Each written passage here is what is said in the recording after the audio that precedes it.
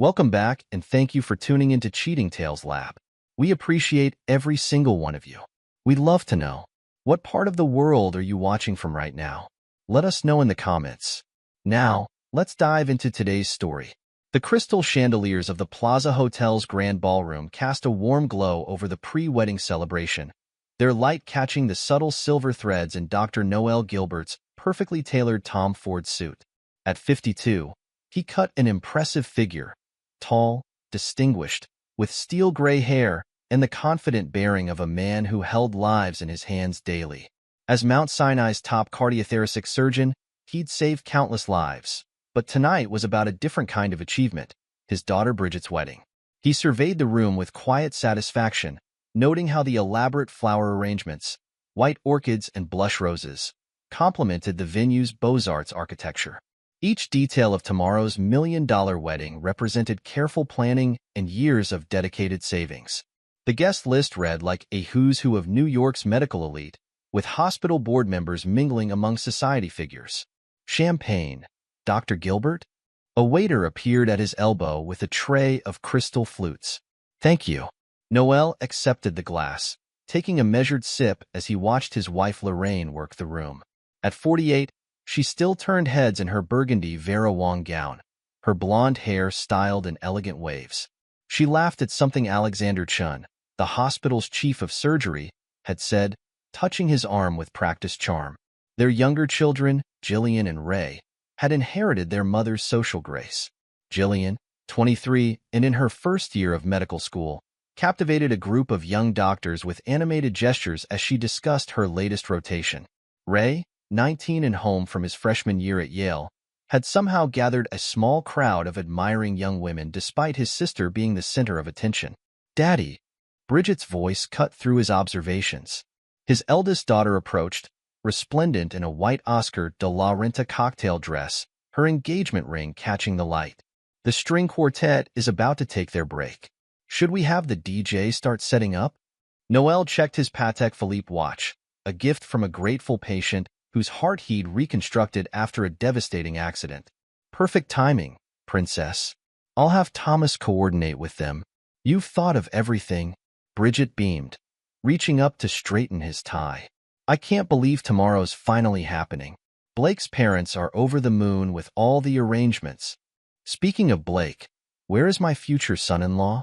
Trapped in conversation with Uncle Eduardo's wife about medical malpractice insurance, Bridget rolled her eyes. I should probably rescue him. The mention of Eduardo Knapp made Noel glance toward the ballroom's entrance. His best friend of 25 years was uncharacteristically late, though that wasn't entirely surprising. Eduardo had always had a flair for dramatic entrances, a trait that sometimes irritated their more conservative colleagues but had never bothered Noel. After all, you had to forgive certain eccentricities in a man who'd stood by you through everything, from celebrating career milestones to supporting you through recovery after surgery. As if summoned by the thought, Eduardo swept into the ballroom. At 54, he wore his years with Mediterranean flamboyance, dark hair artfully styled to hide the gray, his custom Italian suit emphasizing his trim physique. He caught Noel's eye across the room and raised a hand in greeting. There's my favorite cardiac cowboy. Eduardo's voice carried as he approached, drawing smiles from nearby guests who were used to his theatrical manner. He embraced Noel warmly, clapping him on the back. Sorry I'm late. Had a complicated consultation that ran over. You're just in time for Blake's father's toast, Noel replied, noting a peculiar tension in his friend's smile when Lorraine approached to greet him. Eduardo, darling. Lorraine air-kissed his cheeks, her perfume. Clive Christian #1, Noel's Christmas gift to her, lingering in the air. I was beginning to think you'd forgotten us. Forget my best friend's daughter's pre-wedding celebration? Never. Eduardo's hand lingered slightly too long on Lorraine's waist as he stepped back. Though I did have to reschedule 2 procedures tomorrow morning. I'll be arriving at the cathedral a bit later than planned. Something about their interaction struck a discordant note in Noel's mind. But before he could analyze it, Blake's father was calling for attention, crystal knife tapping against his champagne flute. If I could have everyone's attention, William Preston III, managing partner at one of Manhattan's top law firms, stood on the small stage where the string quartet had been playing. "I'd like to propose a toast to our children and to the incredible family we're about to join." Noel moved to stand beside his daughter, placing a gentle hand on her shoulder as William continued. "When Blake first told us about Bridget, Caroline and I knew she was special. A brilliant young woman following in her father's footsteps at Mount Sinai, with a heart as talented as her surgical skills. But meeting Noelle and Lorraine Gilbert truly showed us where she got her exceptional qualities." The speech continued, hitting all the right notes about family, tradition, and future promise. Noel smiled at the appropriate moments, but his attention was drawn to a subtle exchange between his wife and Eduardo. A look, barely noticeable, passed between them as William mentioned family values. Eduardo's hand twitched slightly toward Lorraine before he caught himself. "And so," William was concluding, "to Blake and Bridget, and to the joining of our families. May tomorrow be the start of a lifetime of joy and truth. To Blake and Bridget." The crowd echoed, raising their glasses. As the celebration resumed its flow, Noel excused himself to check on last-minute details for tomorrow's ceremony. The plaza's wedding coordinator had messaged about final confirmation of the morning's delivery schedule. The curved hallway leading to the business center was quieter, the sounds of the party fading with each step. Noel had just finished reviewing the schedule when voices from a nearby alcove caught his attention. Years of performing intricate surgeries had trained his ears to catch subtle sounds, a vital skill when listening for the slightest irregularity in a heartbeat. "The old fool outdid himself with this wedding." His wife's voice, pitched low but clear. $1 million for his princess." Noel froze mid-step, his hand resting on the rich wooden paneling of the hallway. He always did have expensive taste. Eduardo's distinctive accent. "Remember when we convinced him the vasectomy worked? That was your masterstroke, mi amor." A soft laugh from Lorraine. "All three are yours, and now he's paid for this $1 million wedding too." The world seemed to tilt slightly on its axis, but Noel's surgeon's steadiness kept him perfectly still, his breathing controlled and silent. "Dad's such a fool." Bridget's voice now, containing none of the warmth she'd shown minutes earlier. "At least biological dad will be walking me down the aisle tomorrow too." "Keep your voice down, Querida." Eduardo's tone was amused rather than concerned. "Though I doubt he'd hear us over that horrible string quartet he insisted on. I still can't believe he never questioned why none of the kids look like him," Jillian added, her voice dripping with derision. "I mean, we all have Eduardo's eyes." "Your father sees what he wants to see," Lorraine replied. "It's what makes him such a brilliant surgeon and such a terrible judge of character. He's so focused on the heart. He misses everything else." "The monthly deposits are set for the kids?" Eduardo asked, his tone shifting to businesslike efficiency. "Same as always," Lorraine confirmed, "disguised as your academic mentoring payments." "He never even glances at those transactions." "Blake's family bought the whole mentor story too," Bridget added. "They think it's so wonderful that Dad's best friend took such an interest in our education." The conversation shifted to tomorrow's arrangements, but Noel had heard enough. He moved silently back toward the business center, his mind already categorizing and analyzing information with the same precision he used in surgery. 20 minutes later, he sat in the business center's private office, his laptop open to his banking dashboard. The room's modern minimalism, all clean lines and subtle lighting, matched his current state of mind. His hands, steady as ever, moved over the keyboard as he accessed years of financial records. There they were, regular transfers from Eduardo Knapp to his children's accounts, dating back to their births. Quarterly payments labeled Academic Mentoring Program, Mount Sinai Initiative. The amounts increased as each child aged, with substantial bumps during college years. His first call was to James Chun, his lawyer and Alexander's brother. "James? I need you to execute Protocol Lazarus immediately." "Yes, the full package we discussed last year." "No, this isn't a drill." The second call went to Sarah Winters, a private investigator he'd retained after noticing discrepancies in his children's medical histories, a precaution he'd dismissed as professional paranoia at the time. "Ms. Winters? The surveillance package we discussed. I need everything you have on Eduardo Knapp and my wife, going back 25 years." Priority status. The final call was to his banker in Dublin, where he'd established citizenship 3 years ago after treating Ireland's Minister of Health. Another precaution that had seemed excessive at the time. Mr. O'Connor? Initiate the transfer sequence we prepared. Full spectrum, effective immediately. By midnight, the full scope of the betrayal lay documented in folders on his laptop. Eduardo, as head of Mount Sinai's vasectomy clinic, had falsified his procedure records. DNA test results, ordered under the guise of routine medical screening, confirmed Eduardo's paternity of all 3 children. Bank records showed a complex web of payments and accounts linking his family to his supposed best friend. The plaza's business center had emptied hours ago. In the distance, he could hear the last guests departing the pre-wedding celebration. His phone buzzed with a text from Lorraine. Coming up soon? Everyone's asking where you disappeared to. Noel closed his laptop, sliding it into its leather case with deliberate care. In the morning, he would demonstrate what 25 years of precision surgery had taught him about removing diseased tissue from otherwise healthy systems. Tomorrow's ceremony would indeed mark a new beginning, just not the one they were expecting. He texted back, had to handle some last-minute details. Everything is prepared for tomorrow. It wasn't a lie. Dr. Noel Gilbert had never been more prepared in his life. When he returned to their hotel suite, Lorraine was already in bed, scrolling through photos from the evening on her phone. She looked up as he entered, her smile practiced and perfect. There you are, darling. I was starting to worry. Just ensuring tomorrow goes smoothly, he replied, his voice pleasant and controlled. Everything's taken care of. You've always been so detail-oriented, she murmured, reaching for him as he passed the bed. It's one of the things I love about you. Noel moved just slightly out of reach, maintaining his smile. Big day tomorrow. Better get some rest. In the bathroom, he took longer than usual with his evening routine, studying his reflection in the mirror.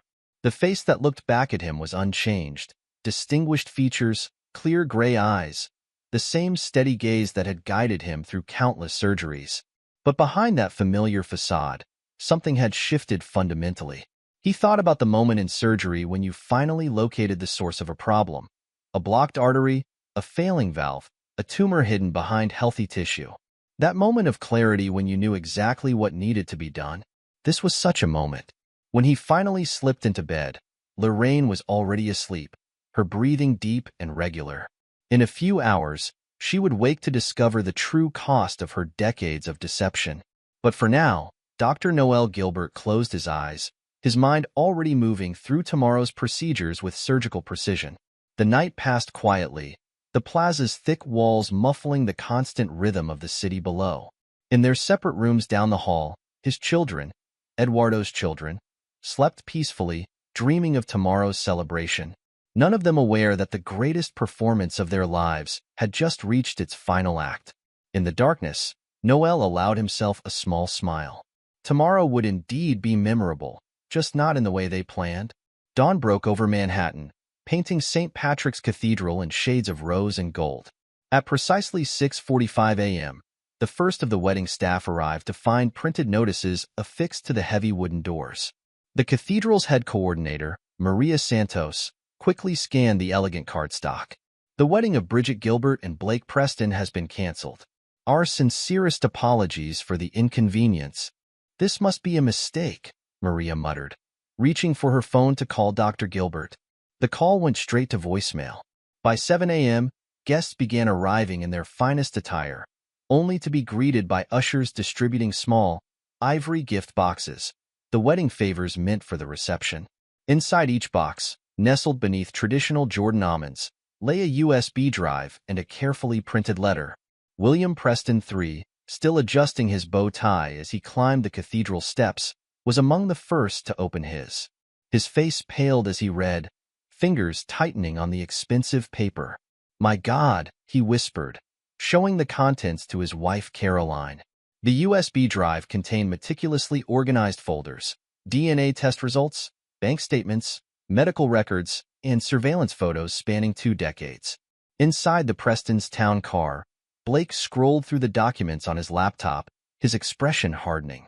"They knew," he said quietly. Bridget and her entire family knew they were deceiving us. Look at these messages. She's been calling Eduardo Dad in private for years. The cathedral steps became a tableau of shocked faces and hushed conversations as more guests discovered the truth. Hospital board members huddled in groups, their expressions grave as they reviewed evidence of Eduardo's medical misconduct. Society matrons who had envied Lorraine's perfect life now whispered behind manicured hands, their schadenfreude barely concealed. At 7:30 a.m., a sleek black Mercedes screeched to a halt outside the cathedral. Lorraine Gilbert emerged, still in her silk robe and slippers, her carefully maintained composure shattered. Eduardo followed close behind, his usual smooth demeanor replaced by barely controlled panic. "Where is he?" Lorraine demanded, grabbing Maria's arm. "Where's Noel?" "Dr. Gilbert is in the sacristy, Mrs. Gilbert." Maria's professional mask slipped slightly, revealing distaste. "He's been here since 6. They found Noel in the peaceful quiet of the sacristy, dressed impeccably in his morning suit. He stood at a small desk, organizing papers with the same careful precision he used in surgery. "What have you done?" Lorraine's voice shook with rage. "Do you have any idea how many people you've humiliated?" Noel looked up, his expression calm. "Interesting choice of words, Lorraine. Not how could you or why did you do this, but concern for the humiliation. Always focused on appearances, aren't you?" "This is madness." Eduardo stepped forward, attempting to project authority. "Think about what you're doing to your children." "My children?" Noel's laugh held no humor. "Let's be precise, Eduardo. Precision matters in our profession, doesn't it? They're your children. The DNA results in those wedding favors make that quite clear." He picked up a thick envelope from the desk. "Your divorce papers, Lorraine. My lawyer will be here shortly to witness your signature. Though I suppose you'll want to read the terms first." Lorraine snatched the envelope, her hands shaking as she read. Her face went from red to white. "This is impossible. You can't have transferred everything. The houses, the account." "The beauty of Irish citizenship," Noel interrupted smoothly. "Quite useful for protecting assets. I learned that after noticing certain irregularities in the children's medical histories, genetic markers that didn't quite match up. Just little things that most people would miss. But then, attention to detail is crucial in cardiac surgery." Eduardo's facade of confidence cracked. "The board will never believe." "The board already has everything," Noel cut him off, "including records of your creative approach to vasectomy procedures. Tell me, how many other men paid you to fake their surgeries?" The insurance fraud alone should interest the authorities. A commotion outside drew their attention. Through the sacristy's ornate windows, they could see Bridget arriving in her wedding dress, Jillian and Ray close behind.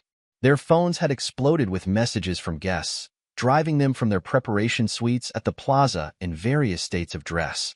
"Daddy!" Bridget burst into the room, her wedding gown trailing behind her. "What are you doing?" "You can't. I believe you made it clear last night that I'm not your daddy," Noel replied evenly. "Though I admit, the performance over the years was impressive. All those Father's Day cards, the tearful talks about wanting to be just like me in medical school. You should have considered acting instead of medicine, Bridget." "You bastard," Jillian spat, her face contorted with rage. "We'll tell everyone how controlling you were." "How you?" "By all means," Noel gestured to his phone on the desk. "Social media is quite powerful, though you might want to check your trust fund accounts first."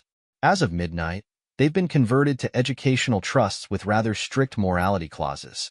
Clauses that take a very dim view of long-term deception. Ray, the youngest, had remained silent until now. "You can't prove anything. It's our word against." "Against 2 decades of evidence?" Noel raised an eyebrow. "Bank records showing Eduardo's payments since your births? DNA tests? Surveillance photos?" "The board is particularly interested in the parts about medical fraud." "Speaking of which," the sacristy door opened again, admitting James Chun and a severe-looking woman in a designer suit. "Dr. Gilbert." The woman nodded curtly. "I'm Patricia Knapp, Mount Sinai's legal counsel." And she turned to Eduardo, her expression arctic, "Soon to be your ex-wife." Eduardo's face went ashen. "Patricia, I can explain." Save it for the board hearing. She cut him off.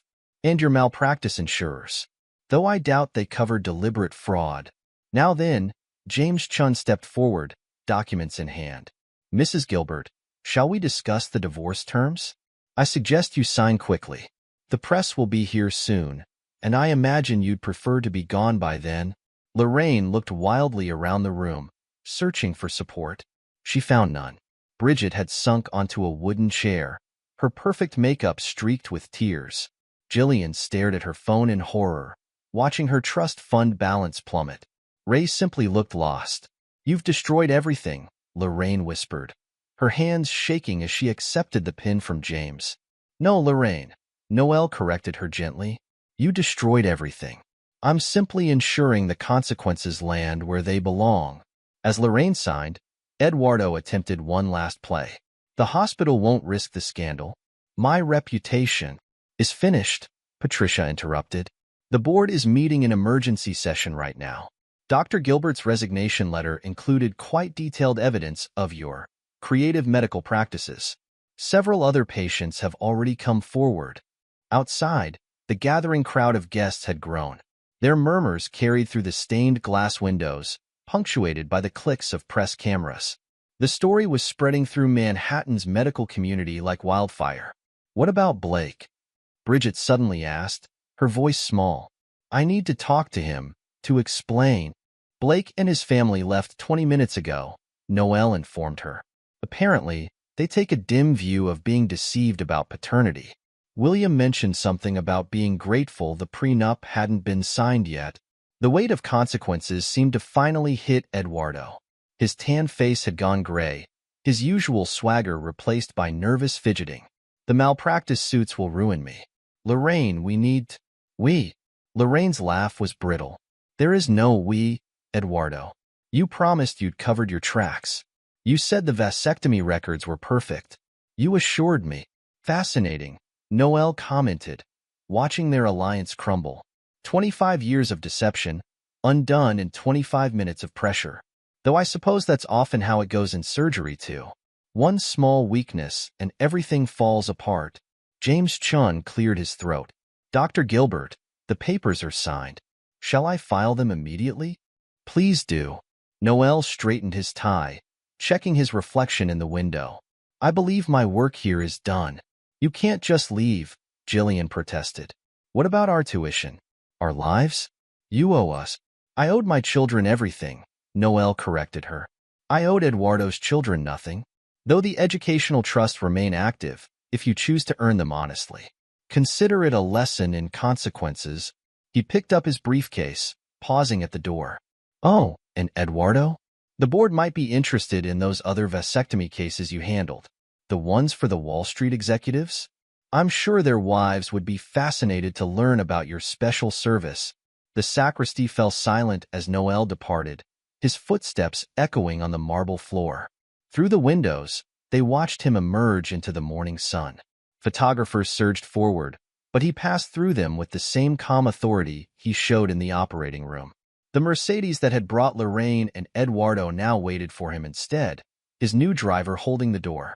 As he settled into the leather seat, his phone buzzed with a message from the chief of surgery at St. James's Hospital in Dublin. Position ready when you are, Noel. Ireland would be lucky to have you.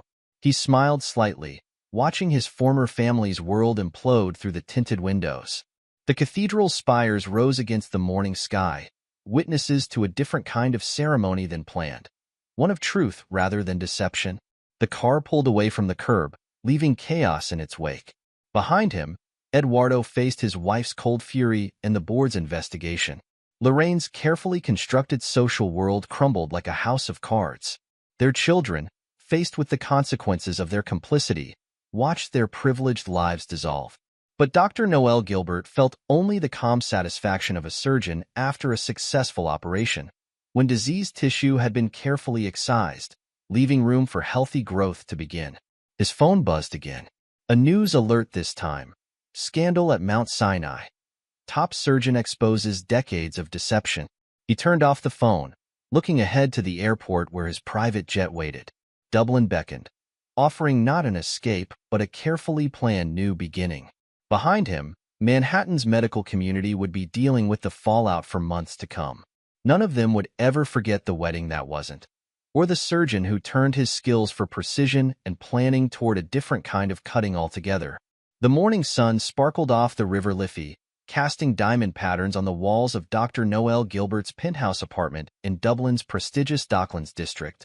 1 year had passed since the wedding that wasn't, and Dublin had proved to be more than just an escape. It was a renaissance. Noel stood at his floor-to-ceiling windows, reviewing patient files on his tablet while enjoying his morning coffee. The Irish Times lay open on his sleek breakfast bar, featuring his latest cardiac procedure innovation. Dublin's American surgeon pioneers revolutionary valve replacement technique. His phone buzzed with a message from St. James's Hospital's chief of surgery. Board approved your research funding. Full autonomy, as requested. They're still celebrating landing Mount Sinai's star surgeon. A satisfied smile crossed his face as he set down the phone. The betrayal had stripped away his naivete, but left something more valuable in its place. Clarity. Every surgery, every innovation, every success was now purely his own. No false family ties or pretended loyalties clouding his judgment. His tablet pinged with a news alert from New York. Mount Sinai scandal update. Former department head faces multiple lawsuit. The attached photo showed Eduardo Knapp leaving a courthouse, his formerly immaculate appearance now haggard. The article detailed the growing number of wealthy patients coming forward about fake vasectomy procedures, each lawsuit adding to the mounting legal fees that were draining Eduardo's accounts. A second alert followed. Medical board hearing. Nurse's license under review in insurance fraud case. The image showed Lorraine, her carefully maintained beauty fading under stress, avoiding reporters' cameras. Her involvement in Eduardo's scheme had come to light gradually over the past year. She had helped falsify post-operative care records, making it easier for Eduardo to fake the procedures. Noel's personal investigator had been thorough, uncovering how Lorraine had used her position as a nurse to facilitate the fraud. Each revelation had stripped away another layer of her social standing, leaving her increasingly isolated as former friends distanced themselves from the scandal. His intercom buzzed. Dr. Gilbert? Your 9 a.m. meeting with the research team is ready. Thank you, Claire. He gathered his materials, pausing only briefly to straighten his tie in the reflection of a framed article, Dublin Medical Excellence Award. Dr. Noel Gilbert recognized for innovative cardiac procedures. The past year had transformed him, but not in the way his betrayers might have expected. There was no bitterness, no consuming rage, only the precise, calculated focus that had made him a brilliant surgeon, now applied to every aspect of his life. Meanwhile, across the Atlantic, his former family's carefully constructed world continued to unravel. Bridget sat in her tiny Manhattan studio apartment, staring at her phone. Blake's wedding announcement to his new fiancée filled her screen. A society page feature about the whirlwind romance that had begun shortly after his fortunate escape from a fraudulent engagement. Her attempt to reach out to him had been met with a cease and desist letter from the Preston family lawyers. The prestigious hospital residency she'd been promised had evaporated when the full story emerged. Now she worked locum shifts at urgent care clinics, her dreams of following in either father's footsteps shattered. Across town, Jillian faced her own crisis. She stood outside Mount Sinai's medical school, reading the email for the 100th time. Dear Ms. Gilbert, after review of recent events and in accordance with our morality clause, we regret to inform you that your admission to Mount Sinai School of Medicine has been rescinded. Her carefully planned future, following Noel's path to surgical excellence, had dissolved. The trust fund's morality clause meant she couldn't even afford to apply to lesser schools. Her social media campaign attempting to paint Noel as controlling had backfired spectacularly when his former patients flooded the internet with stories of his compassion and integrity. 20 years of performing life-saving surgeries pro bono for children. One viral post read, Dr. Gilbert gave my daughter a future when no one else would even try. And his own children tried to destroy him with lies. Ray, the youngest, faced the harshest awakening. He sat in the Yale bursar's office, trying to maintain his composure as the administrator delivered the news. I'm sorry, Mr. Gilbert, but without the next semester's tuition payment, we'll have to withdraw your enrollment. My father, Eduardo Knapp, He promised he'd cover it, Ray stammered. Dr. Knapp's office informed us he's unable to provide funding due to ongoing legal issues. The administrator's tone held little sympathy. Perhaps you should contact Dr. Gilbert about reinstating your educational trust. But Ray knew that option came with strings he wasn't ready to acknowledge. The trust's morality clause required a public admission of his role in the deception and a formal apology. His pride, the same pride that had made him participate in mocking the man who'd raised him, now kept him from taking the path to redemption. That evening, in a modest Queens apartment, Lorraine sorted through past due notices while Eduardo paced, his designer shoes scuffing the worn carpet. The malpractice insurance company's final decision came today, he spat, waving a letter. They're refusing to cover any of it. Deliberate fraud voids the policy. You promised me they'd never find out, Lorraine hissed, her perfectly maintained facade cracking. You said the records were perfect. And you promised your nursing records would back up my procedures, Eduardo shot back. Now look at us. I'm about to lose my license. Your nursing career is under review, and your precious social status is gone. At least I'm not the one facing criminal charges, Lorraine snapped. How many fake vasectomies did you perform? 20? 30? You didn't complain when those fake procedures were funding our children's lifestyles, Eduardo retorted. Or when my academic mentoring payments kept you in designer clothes. Their bitter argument was interrupted by a call from their lawyer. More bad news, Eduardo announced after hanging up. 3 more patients have joined the class action lawsuit. Their wives are particularly interested in the fertility clinic records you helped falsify, Lorraine. Her response was cut short by a notification on her phone. Another former friend had publicly unfollowed her on social media. Her carefully curated image as Manhattan's medical elite power couple had crumbled, replaced by whispers and turned backs at every charity event and social gathering she could still access. Back in Dublin, Noel reviewed applications for his department's newest innovation, a medical ethics scholarship focused on integrity in patient care. The irony wasn't lost on him. His former family's betrayal had sparked an initiative that would shape future generations of medical professionals. His assistant interrupted with a message. Dr. Gilbert, Mount Sinai's board, sent another offer to have you return as chief of cardiothoracic surgery. Decline it, he replied without hesitation. But send them my latest research paper on ethical guidelines in medical practice. They seem to need it. The sun set over the Liffey, painting the sky in shades of amber and gold. In his reflection on the window, Noel saw not a victim of betrayal, but a man who had turned deception into determination, betrayal into breakthrough.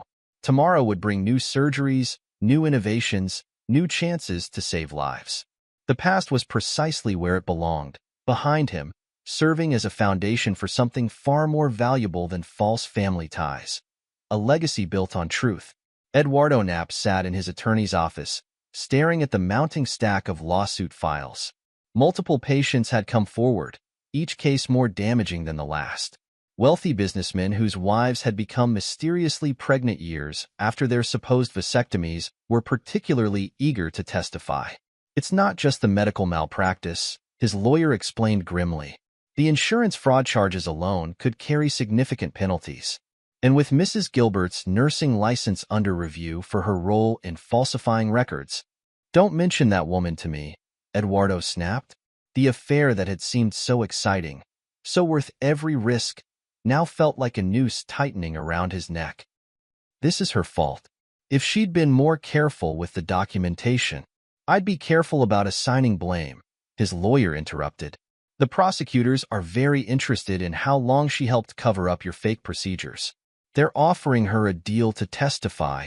In another part of the city, Lorraine sat before the nursing board, her designer outfit carefully chosen to project an image of respectability that was rapidly slipping away. Mrs. Gilbert, the board chairman began. Or do you prefer Ms. Knapp now? Gilbert is fine, she replied tightly. The divorce from Noel had been finalized with brutal efficiency, while Eduardo's promises of marriage had evaporated along with his finances. The evidence suggests a pattern of falsifying post-operative records spanning over 15 years, the chairman continued. Each fake vasectomy procedure required nursing documentation. Documentation you provided, Eduardo assured me. Dr. Knapp's assurances are not at issue here. Another board member cut in. Your professional integrity is. These men's wives trusted medical professionals to tell them the truth. Instead, you helped perpetrate a fraud that affected not just their health decisions, but their entire families. The irony of her role in destroying families wasn't lost on the board. Their decision was unanimous. Nursing license revoked. Meanwhile, the children she'd raised to prize appearance over integrity faced their own reckonings. Bridget's attempt to rebuild her medical career hit another wall as a potential employer checked her references. "I'm sorry, Ms. Gilbert," the HR director said, "but we can't risk our clinic's reputation. Your involvement in the Mount Sinai scandal is too well documented." "I was just a child when it started," Bridget protested. "I didn't understand. You were 26 when you planned to have both men walk you down the aisle," the director reminded her. "Your social media posts mocking Dr. Gilbert's ignorance of your paternity suggest you understood perfectly well." Jillian's social media campaign had become a case study in backfiring attempts at reputation management. Her posts calling Noel controlling and emotionally abusive had prompted an outpouring of support for him. Former patients shared stories of his compassion. Nurses and residents detailed his mentorship. Charitable organizations revealed decades of pro bono work he'd never publicized. Each testimony painted a picture of a man who had given everything to a family that had mocked his generosity behind his back. Ray, the youngest, faced perhaps the cruelest realization. Sitting in a campus coffee shop, he watched Eduardo brush past without acknowledging him. "But you said you'd help with tuition," Ray had pleaded earlier that day. "You're my father. I'm being sued by half of Manhattan's elite," Eduardo had snapped. "My assets are frozen. My career is over, and your mother's demands are endless. I can't afford another mouth to feed." The casual dismissal hurt worse than Noel's calculated departure. Noel, at least, had left them a path to redemption through the educational trusts. Eduardo offered nothing but excuses. That evening, in their Queens apartment, the great love affair that had destroyed so many lives ended not with passion, but with pettiness. "Your son came begging for money today," Eduardo told Lorraine. "Our son," she corrected. "No, yours," he replied. "I'm done pretending. Look where it got us. I had a reputation, a career, respect. Now what do I have? A one-bedroom apartment and a woman who can't even nurse anymore. At least I'm not facing jail time," Lorraine shot back. "How many years do they give for medical fraud these days?" Their argument was interrupted by a news alert. Dublin medical innovation makes headlines. Dr. Noel Gilbert's revolutionary procedure saves child's life. The silence that followed was deafening. 5 years after the wedding that wasn't, Boston's Medical Innovation Conference buzzed with anticipation. Dr. Noel Gilbert's keynote address on his revolutionary valve replacement procedure had drawn professionals from around the world. In the hospital corridor afterward, he encountered a familiar face. Ray, older and humbled, wore orderly scrubs as he pushed a supply cart. "Dr. Gilbert," Ray's voice was uncertain. I'm working here while taking community college classes." Noel studied the young man who had once been his youngest child. The arrogance was gone, replaced by something that looked like understanding. "The trust is still active," Noel said simply. "When you're ready to earn it honestly." "I know," Ray replied. That's actually why I'm here. Working as an orderly, seeing what real medical professionals do, how they care for patients. I understand now what you tried to teach us about integrity." Noel's response was measured. Understanding is the first step. Actions determine the rest. Their brief conversation was interrupted by a nurse calling for Ray's assistance. As he watched his former son push the supply cart away, Noel reflected on the changes 5 years had brought. In a small Queens apartment, Lorraine and Eduardo's great love affair had devolved into mutual recrimination. Their attempts to rebuild their careers had failed. No hospital would risk hiring professionals with their history of fraud. "It's your fault," had become their daily refrain to each other. "You promised we wouldn't get caught." But while they descended into bitterness, Noel had risen higher. His Dublin practice had revolutionized cardiac care. His research papers were required reading in medical schools. And his newest initiative, the Gilbert Medical Ethics Scholarship, was shaping a new generation of doctors who understood that integrity wasn't just a word. It was the foundation of medicine itself. The scholarship interview panel is ready, his assistant reminded him as he returned to the conference. The candidates were promising, young medical students who had demonstrated not just academic excellence, but ethical integrity in challenging situations. Each interview included a case study of medical fraud and its consequences. Some recognized the case as his own story, though he never confirmed it. The lesson was what mattered. Integrity, once broken, commanded a price no amount of deception could avoid. That evening, as he prepared for dinner with Dr. Sarah Collins, a fellow surgeon whose honesty had caught his attention months ago, Noel received one final email. It was from Ray, sent hours after their hallway encounter. Dear Dr. Gilbert, today reminded me of something you once said in the OR. Every heart has a rhythm of truth. Our job is to listen for it. I didn't understand then. I do now. Ray.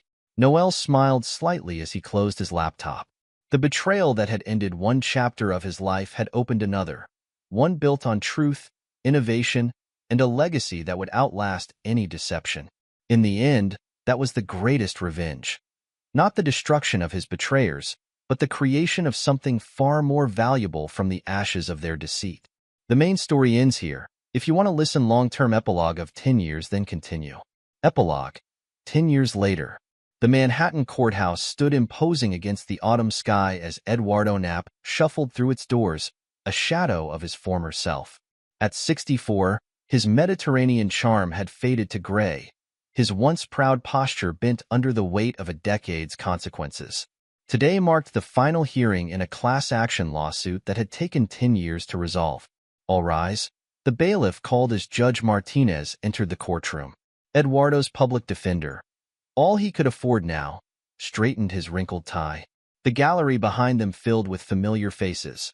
Former patients whose lives his deception had upended, their families seeking closure, and reporters eager to document the fall of Mount Sinai's once prestigious doctor. In the matter of Collins et al. Versus Knapp, Judge Martinez began, this court has reviewed the settlement terms. The defendant's remaining assets will be distributed among the victims of his medical fraud scheme. Mr. Knapp, do you understand these terms? Yes, Your Honor.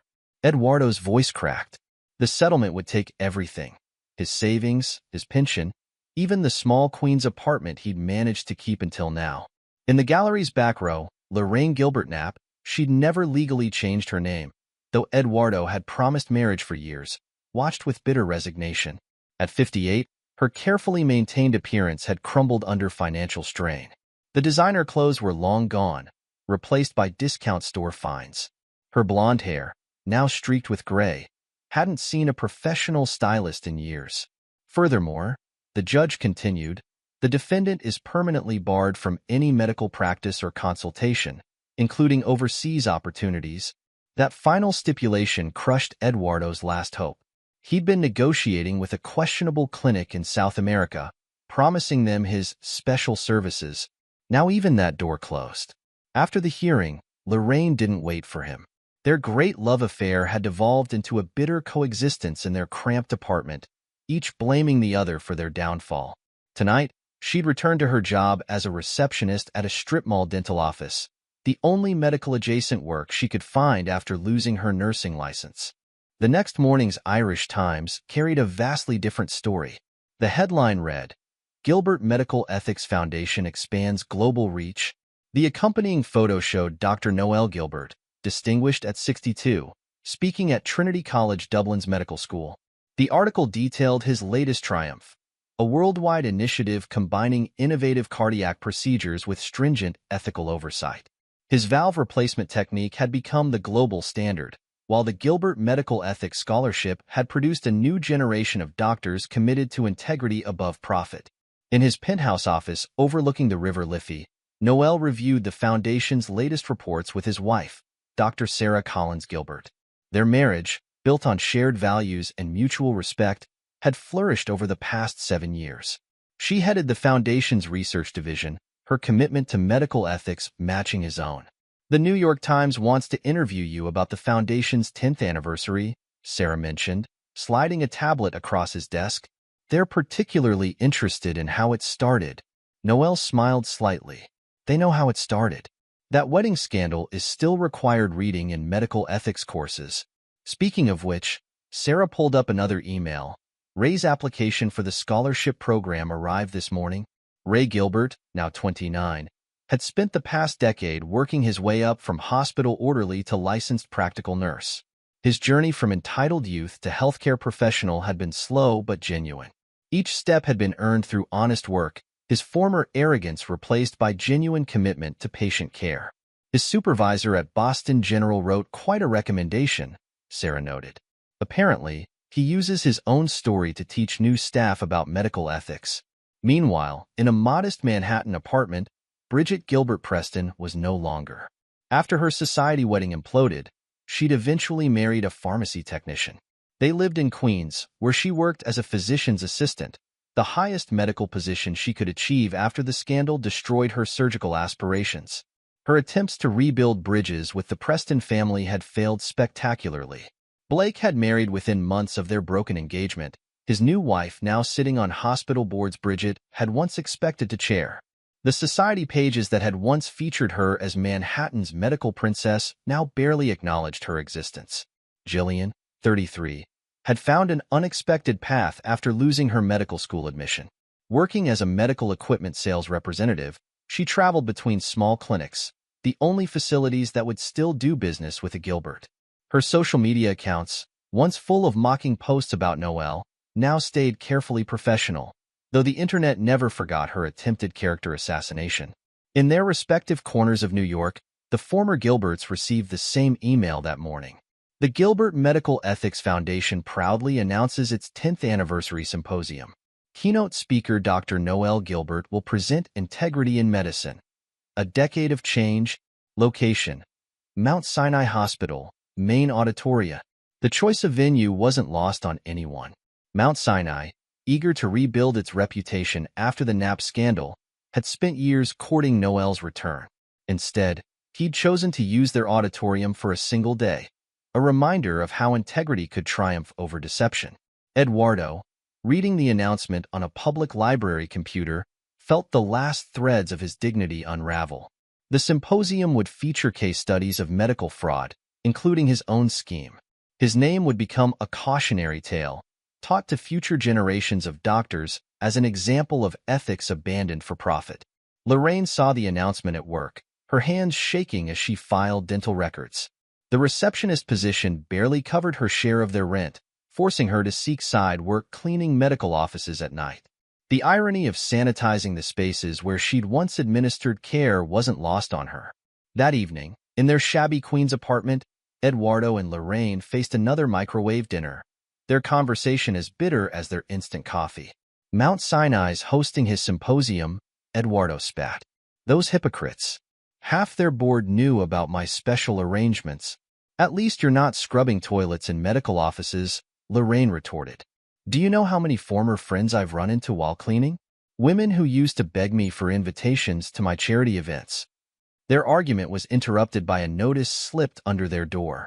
Final eviction warning. Eduardo's settlement payments would leave them virtually penniless. Their love affair, built on deception and maintained by fraud, had led them here, to a roach-infested apartment they couldn't even keep. Across the Atlantic, Noel and Sarah hosted a dinner party in their Dublin penthouse. The guests included leading medical ethicists, researchers, and 2 former Gilbert medical ethics scholars who had exposed significant insurance fraud schemes in their hospitals.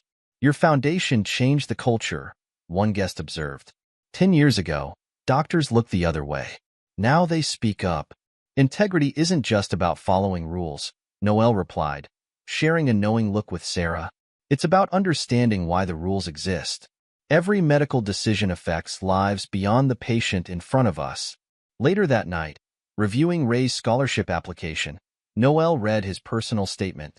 I learned about medical ethics the hard way, by watching my biological father destroy lives through fraud, and my real father build something better from the wreckage.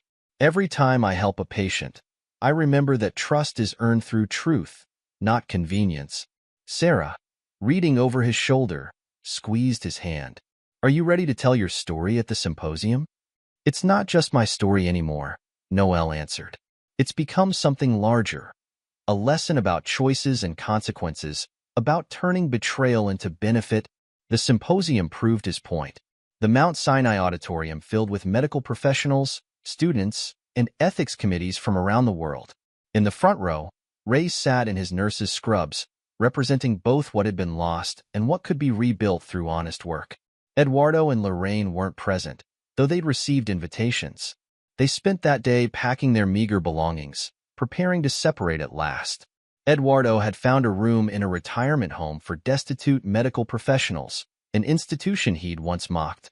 Lorraine would move in with a former nurse whose life she'd ruined by falsifying records, now working as her elderly mother's caregiver in exchange for a small room. Their great love affair ended not with passion but with paperwork. Change of address forms, divided bills, separate lives reduced to separate boxes. The deception that had seemed so exciting, so worth every risk, had purchased them a decade of slow dissolution. In the Mount Sinai auditorium, Noel's keynote address drew to a close. Medicine rests on trust, trust between doctor and patient, between colleagues, between institutions and the public they serve. When we breach that trust for personal gain, we don't just deceive individuals. We damage the very foundation of medical care. 10 years ago, a betrayal taught me that lesson, but it also taught me something else. From the ashes of deception, we can build something stronger. Every scholar this foundation has produced, every ethical violation they've exposed, every patient they've protected, these are the real legacy of that moment. Integrity, once broken, commands a price no amount of deception can avoid. But integrity maintained, integrity restored, integrity championed, that builds a legacy that outlasts any personal gain. The standing ovation that followed reached even the hospital's lower floors, where Ray had started his journey as an orderly. In the audience, young medical students who had studied the Knapp case saw its living consequences. The distinguished surgeon who had turned betrayal into benefit, and the son who had chosen truth over pretense. That evening, as Dublin's lights sparkled across the Liffey, Noel and Sarah reviewed applications for the Foundation's next scholarship class. Among them were students who had reported ethical violations in their schools, researchers who had refused to falsify data despite pressure, and healthcare workers who had chosen truth over advancement. And in a small box arriving at their office was a contribution to the Foundation's museum. Eduardo's medical license, surrendered after a decade of legal battles. He had sent it with a note, "For your ethics museum. Let them learn from my mistakes." Eduardo Knapp, MD, revoked. The license would join other artifacts, Lorraine's revoked nursing certificate, clippings from the scandal, and the wedding invitation that had never led to a ceremony. Together, they told a story not just of betrayal, but of its price, and the unexpected ways truth could triumph over deception. In the end, the perfect betrayal had created something its perpetrators never intended, a legacy of integrity that would shape medical ethics for generations to come. While Eduardo and Lorraine's deception purchased them a decade of decline, Noel's truth had built a foundation for the future. And in hospitals across the world, doctors trained in the Gilbert tradition would remember. Every medical decision, every ethical choice, carried consequences that reached far beyond the moment of decision. In this way, a personal betrayal had transformed into a professional revolution, proving that the greatest revenge wasn't destruction, but creation, building something so positive from pain that even the pain itself became purposeful. The story of the wedding that wasn't had become required reading in medical schools, not for its scandal, but for its lesson. Integrity, once chosen and maintained, could transform even the deepest betrayal into lasting benefit. In this way, Noel's greatest triumph wasn't surviving deception, but showing others how to prevent it, one ethical decision at a time. This is where our story comes to an end. Share your thoughts in the comment section. Thanks for your time. If you enjoy the story, please subscribe to this channel.